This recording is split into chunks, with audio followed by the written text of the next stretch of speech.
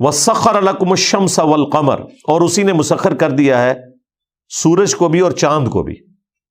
ویسے تو ہم سورج چاند کو پکڑ نہیں سکتے، نہ ان کے آربٹس کو چینج کر سکتے، مسخر ہمارے لیے کر دیا ہے، ہماری خدمت میں لگا دیا. دنیا میں جو جاندار ہیں وہ تو مسخر کیے ہیں. ایک چھوٹا سا بچہ بھی اتنے بڑے اونٹ کو نکیل سے پکڑتا ہے تو کتنی شرافت کے ساتھ اونٹ چلتا ہے، حالانکہ اونٹ کی طاقت چھوٹا سا بچہ کیا کر سکتا ہے، یہ مسخر ہوا ہے. البتہ سورج کو اس طریقے سے تو مسخر نہیں کیا ہوا کہ سورج کو ہم خود چلائیں، لیکن اس طریقے سے مسخر کر دیا ہے کہ سورج کی برکت سے موسم تبدیل ہو رہے ہیں، بارشیں برس رہی ہیں، گلیشیئرز میں برف سٹور ہو رہی ہے، سورج کی مدد سے وہ پگھل رہی ہے، وہ پانی کے دریا اوپر بھی چلتے ہیں، زمین کے نیچے بھی چلتے ہیں، ہم زمین سے بھی پانی نکالتے ہیں، اوپر کے دریاؤں کو سٹور کر کے ڈیم بناتے ہیں.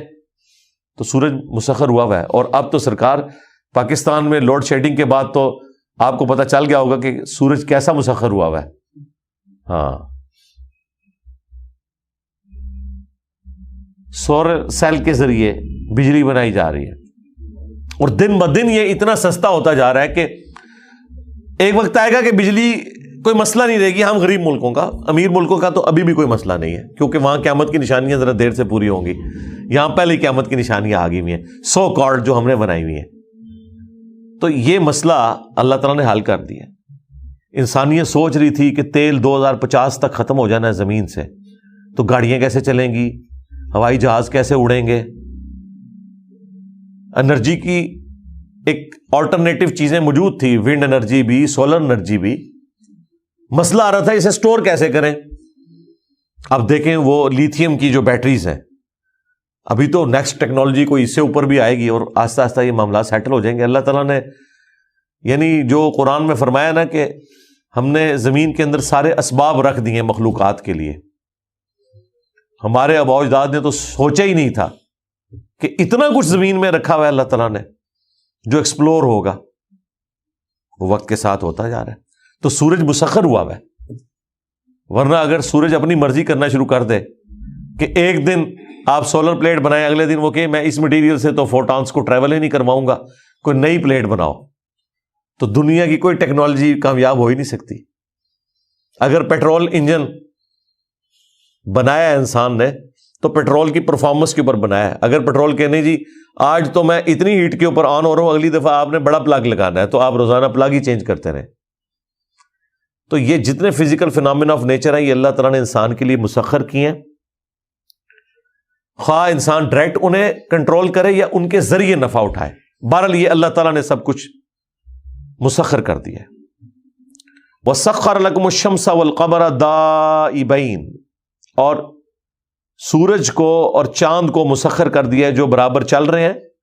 ان کے ذریعے ہم لیونر ایئرس اور سولر ایئرس کا بھی اپنا معاملہ لے کے چلتے ہیں. یہ تو اگلے زمانوں میں بھی ہوتا تھا، اور اب تو کئی اور چیزیں سامنے آ گئی ہیں. ایون آپ چاند کی 14ویں رات کو اگر اپنی سولر پلیٹس کی کیلکولیشن دیکھیں نا تو کچھ واٹس وہ بنا رہی ہوتی ہے اس وقت بھی، کیونکہ روشنی کی وجہ سے بنا رہی ہوتی ہے نا.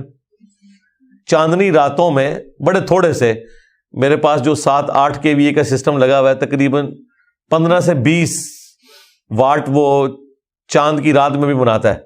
تو بہت بڑا ایک فگر اس اعتبار سے تو ہے 20 واٹ.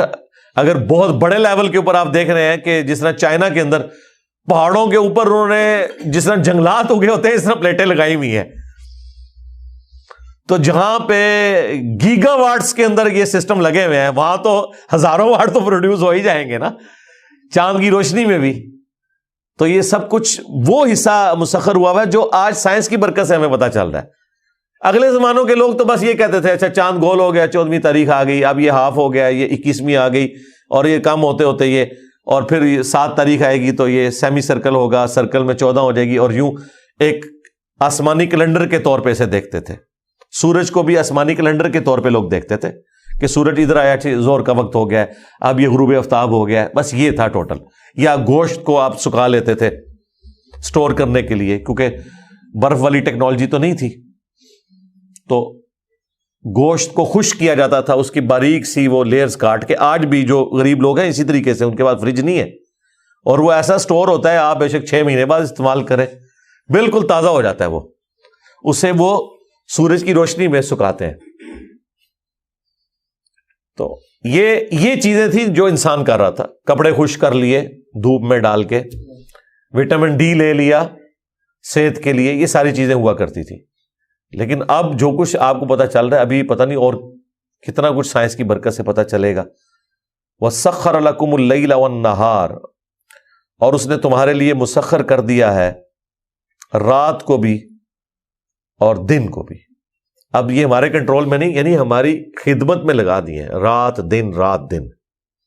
اور انسان کے ساتھ کیا کمزوری اللہ نے اٹیچ کر دی ہے کہ 24 گھنٹے میں ایک دفعہ اگر آپ نیند پوری نہ کریں, اگلے 24 گھنٹے میں آپ کی مشین پرفارم ہی نہیں کر سکتی. اس لیے یہ رات دن کا سسٹم بہرحال انسان کو مجبور کرتا ہے. دیکھیں جس طرح سورج غروب ہوتا ہے فوراً ٹینشن شروع ہو جاتی ہے کہ رات ہو گئی ہے, رات کو گھر پہنچنا چاہیے.